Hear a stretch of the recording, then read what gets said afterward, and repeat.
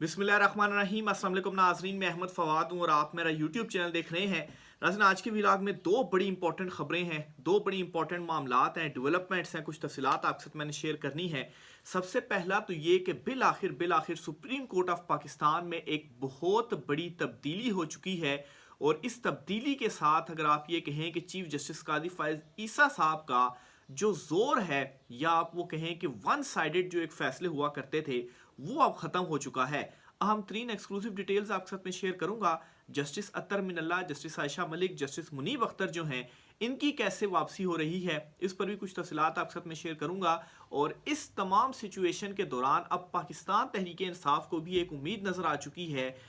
Supreme court of Pakistan से, और बड़े अहम नोयत के मुकदमात अब वो सुप्रीम कोर्ट ऑफ पाकिस्तान में लेकर जाएगी। और साथ ही साथ नाजरीन, चीफ जस्टिस कादी फायज ईसा साहब की कुछ आप कहें कि आइनी व कानूनी खिलाफ वर्जियों के हवाले से भी कुछ तफसीलात आपके साथ में शेयर करूंगा कि कैसे उनके मुताबिक माजी में जो आइनी व कानूनी खिलाफ वर्जियाँ थीं, आज वो खुद इसके मुर्तकिब हो रहे हैं। मामला क्या है? माजी के चीफ जस्टिस कादी फायज ईसा और मुस्तकबिल मौजूदा चीफ जस्टिस कादी फायज ईसा, कुछ कंपैरिजन आपके साथ में शेयर करूंगा। और आखिर में नाजरीन, इस्लामाबाद हाई कोर्ट में भी इस वक्त बड़ी बेचैनी है। और बेचैनी इस वक्त इस वजह से है कि एक मामला है बड़ा इंपॉर्टेंट, डीसी इस्लामाबाद की जो सज़ा वाला मामला है, उस सज़ा के ऊपर बेंच नहीं बन पा रहा। बेचैनी क्या है और कैसे चीफ जस्टिस आमिर फारूक साहब वेसिस अदर जो जजेस हैं, वो उनकी सोच डिफरेंट और यहाँ पर जो सोच है वो डिफरेंट है। इस पर भी कुछ इंपॉर्टेंट डिटेल्स हैं, वो भी आपके साथ में शेयर करूंगा। सबसे पहले तो मैं आता हूँ सुप्रीम कोर्ट ऑफ पाकिस्तान की जानिब। तब्दीली जो हुई है वो ये हुई है कि जस्टिस सरदार तारिक मसूद साहब रिटायर हुए हैं। उनकी रिटायरमेंट से क्या हुआ है कि जो कमेटी है, तीन फोरम्स पर बल्कि तब्दीली हुई है। एक तो सुप्रीम कोर्ट ऑफ पाकिस्तान की वो कमेटी जो बेंचिस की तश्कील और खुद नोटिस का मामला देखती है। इस पर मैं बहुत टाइम पहले मैंने उनकी रिटायरमेंट से पहले, जस्टिस सरदार तारिक मसूद की रिटायरमेंट से पहले भी एक जो वीलॉग था वो मैंने किया था। लेकिन अब चूँकि तब्दीली हो चुकी है और भी बहुत सारी तब्दीलियाँ हुई हैं, तो इसलिए मैं दोबारा एक दो चीज़ें आपके साथ शेयर कर रहा हूँ। जस्टिस सरदार तारिक मसूद की रिटायरमेंट के बाद कमेटी चेंज हो गई है। इसमें अब चीफ जस्टिस कादी फायद ईसा, जस्टिस मंसूर अली शाह और जस्टिस मुनीब अख्तर, ये तीन वो जजेस हैं जो कि इस कमेटी में आगे हैं। दूसरे नंबर पर सुप्रीम जुडिशल कौंसल, जहां से अभी रिसेंटली कौंसल ने जस्टिस ज़ाहिर अकबर नकवी को सज़ा भी सुनाई, उन्हें मुर्तकिब करार दिया, राय जो है वो सुनाई और उन्हें मुर्तकिब करार दिया मिसकंडक्ट का। उस सुप्रीम जुडिशल कौंसल में जो के खिलाफ कार्रवाई करता है, उसमें भी तब्दीली हुई है। और प्लस सुप्रीम जुडिशल कमीशन जो कि जजों की तैनाती करता है कि कौन कौन जज तैनात होगा, उसमें भी तब्दीली हुई है। जस्टिस सरदार तारिक मसूद रिटायर हुए हैं, फिर इसी तरह से दो दीगर जजेस भी रिटायर हुए हैं, तो उनके साथ ही जो बड़ी तब्दीलियां हैं वो हुई हैं और इसमें अब नए जजेस एडअप हुए हैं। अब होता क्या था, जस्टिस सरदार तारिक मसूद जो है वो बड़ा करीब उनको समझा जाता था चीफ जस्टिस कादी फायज ईसा साहब के, और जो कमेटी थी उसमें जस्टिस मंसूर अली शाह, जो अब रिटायर हो चुके हैं, सरदार तारिक मसूद और चीफ जस्टिस कादी फायद ईसा। तो कोई भी बेंच तश्कील हो या खुद नोटिस का मामला हो, वो चीफ जस्टिस कादी फायद ईसा, जस्टिस सरदार तारिक मसूद वो एक साइड पर, अगर जस्टिस मंसूर अली शाह ने इख्तलाफ भी करना हुआ तो उसके बावजूद भी सरदार तारिक मसूद और चीफ जस्टिस जो है वो एक ही साइड पर होते थे। इवन के जस्टिस इजाजुल एहसन के टाइम पर भी वो अकेले और दीगर दो जजेस जो थे वो एक साइड पे। तो आप ये कहें कि जो चीफ जस्टिस कादी फायज ईसा साहब, उनका डिसीजन होता था वही फाइनल डिसीजन था। लेकिन अब इस कमेटी में तब्दीली के बाद क्या होगा कि अब ऐसा नहीं होगा कि चीफ साहब का जो डिसीजन है वो फाइनल हो पाएगा, बल्कि अब ये होगा कि जस्टिस मंसूर अली, जस्टिस मुनीब अख्तर साहब के हवाले से मालूम है कि वो इस साइड पर, चीफ जस्टिस कादी फायद ईसा साहब जो है वो इस साइड पर। अब सारा कुछ डिपेंड करेगा जस्टिस मंसूर अली शाह के ऊपर कि वो किस साइड पर जाते हैं। लेकिन उनके जो कुछ मेरी ऑब्जर्वेशन है, कुछ फैसले हैं, और चीफ जस्टिस कादी फायद ईसा साहब के टेन्योर के दौरान जिस तरह से कुछ डिसीजंस आए और जिस तरह से कुछ इख्तलाफात वगैरह सामने आए, उनसे मैं ये कहता हूँ कि जस्टिस मंसूर अली शाह जो हैं वो चीफ जस्टिस कादी फायद ईसा साहब को की जो लेगेसी है उसको फॉलो नहीं कर रहे, या उसको फॉलो करने के लिए तैयार नहीं, या आप कहें कि اس کا بوجھ اٹھانے کے لیے تیار نہیں. ایون کہ بلے کے نشان کے معاملے کے اوپر بھی اندر سے سوچ ڈیفرنٹ تھی کہ چیف صاحب کا جو سوچ تھی وہ ڈیفرنٹ تھی اور دیگر جو تھے وہ ان کی جو سوچ تھی وہ ڈیفرنٹ تھی. پھر جسٹس منصور علی شاہ نے کچھ فیصلے اس طرح کے دیے. ایک فیصلے میں انہوں نے یہ بھی کہا کہ انتخابی عمل سے باہر نہیں رکھا جا سکتا. جو الیکشنز کی جو آگے پیٹیشنز جو ہیں وہ سپریم کورٹ آف پاکستان تک پہنچی تھیں, پرویز الہی وغیرہ یا ایک دو اور لوگ تھے, تو ان کے حق میں انہوں نے فیصلہ دیا تھا. تو اس سے معلوم پڑتا ہے کہ وہ چیف جسٹس قاضی فائز عیسیٰ صاحب کے اس بلے والے جو نشان والا فیصلہ تھا وہ اس سے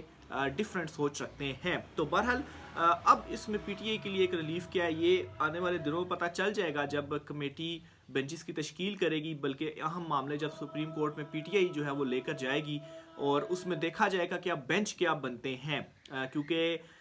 جسٹس حتن من اللہ, منیب اختر اور جسٹس عائشہ ملک ٹوٹلی اگنورڈ تھے اور ان کے بینچوں میں کوئی اہم جو کیسز تھے وہ نہیں جاتے تھے. خاص طور پر جسٹس منیب اختر تو اب سینئر جج بن چکے ہیں اور اسی لیے وہ تو کمیٹی میں بھی آ چکے ہیں, تو اب ان کے پاس کون سے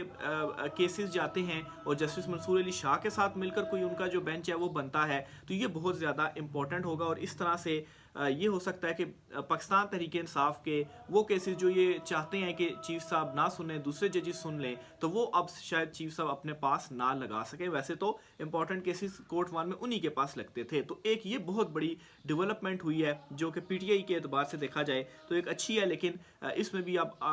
دیکھا جائے گا کہ اب جسٹس منصور علی شاہ جو ہیں وہ کس طرح سے آپریٹ کرتے ہیں, آنے والے دنوں میں کس طرح سے جو بینچز ہیں وہ بناتے ہیں. پھر دوسرے نمبر پر ناظرین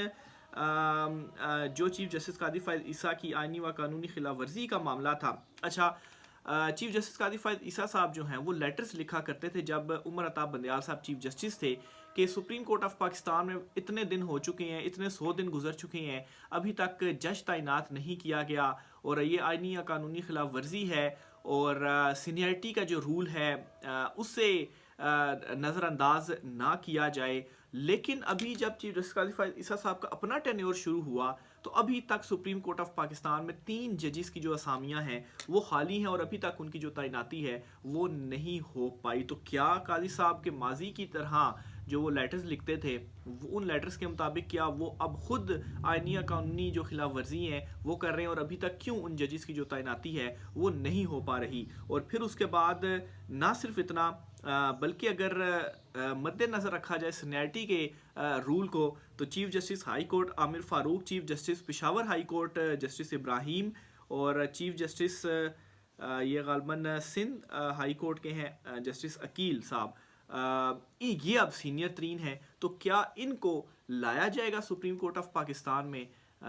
ہائی کورٹ سے اگر چیف جسٹس عامر فاروق صاحب کو لایا جائے تو وہ بھی آپ کو پھر معلوم ہے کہ ہائی کورٹ میں پھر جو چیف جسٹس ہے وہ بن جائیں گے جسٹس محسن اختر کیانی صاحب, جو کہ بڑے دبنگ جج اور اپنے فیصلوں کے حوالے سے وہ جانے جاتے ہیں. انوار الحق کاکڑ صاحب کو وہ اپنی عدالت میں بلا چکے ہیں. پھر اسی طریقے سے جسٹس ابراہیم جو ہیں پشاور ہائی کورٹ کے جسٹس, ان کے جو فیصلے ہیں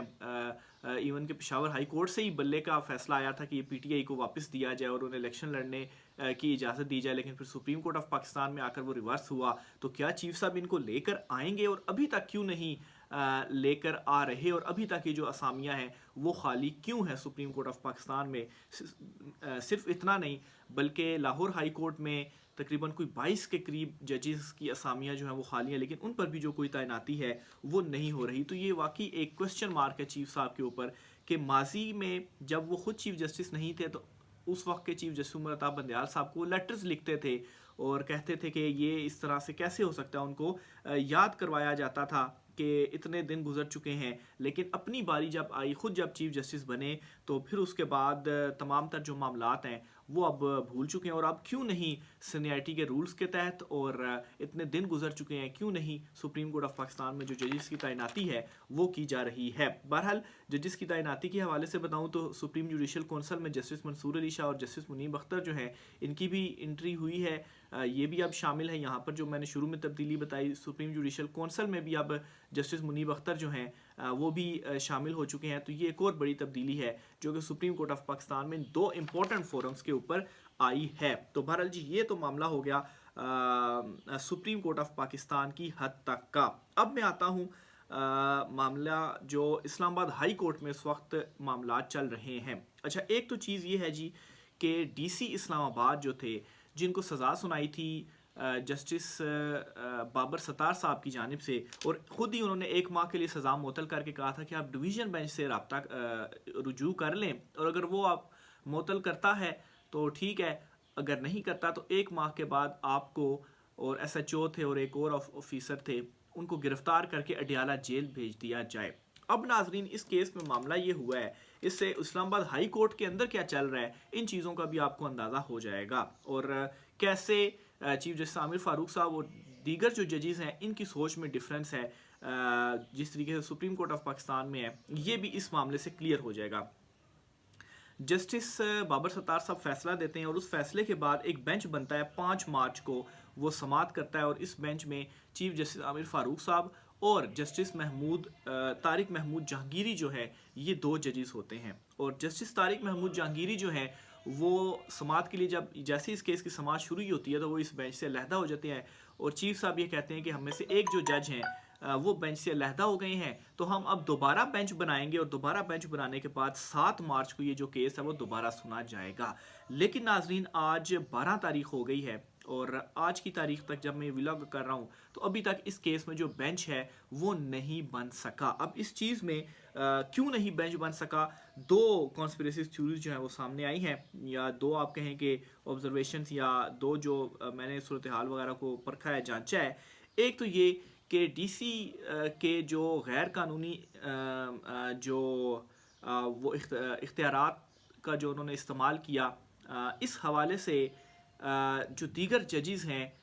وہ آلریڈی پہلے کسی نہ کسی شکل میں سوالات اٹھا چکے ہیں، لیکن چیف جسٹس عامر فاروق صاحب کی جانب سے اس معاملے کے اوپر کوئی ایسا جو سوال ہے وہ نہیں اٹھایا گیا۔ پھر دوسرے نمبر پر ناظرین، ڈی سی صاحب کے خلاف جو توہین عدالت کا میٹر ہے، ان کو جو سزا ہوئی ہے وہ بالکل ٹھیک ہوئی ہے، واقعی انہوں نے خلاف ورزی کی، اور اس پر بابر ستار صاحب کی جانب سے فیصلہ سنایا گیا۔ اس فیصلے کو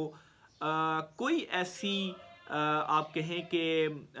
ایسا راستہ نہیں نکلتا کہ اس فیصلے کو کالعدم قرار دیا جا سکے۔ ایک ہو سکتا ہے کہ آپ اس کو معطل کر دیں، معطل کر کے 2 رکنی بینچ سنیں اور پھر وہ اپنا حتمی فیصلہ سنا دے، لیکن اب مسئلہ یہ ہے کہ اس میں بینچ نہیں بن پا رہا۔ اب اگر چیف جسٹس عامر فاروق صاحب کوئی بینچ ساتھ بناتے ہیں اس کیس میں، اور وہ 2 رکنی بینچ فیصلہ دیتا ہے، تو چیف صاحب ایک طرف ہوتے ہیں اور دوسرے جج صاحب ایک طرف ہوتے ہیں، تو ایک ایک سے فیصلہ برابر ہو جائے گا، تو پھر وہ فیصلہ تو کالعدم یا معطل نہیں ہو پائے گا۔ تو یہ اس وقت جو سچویشن ہے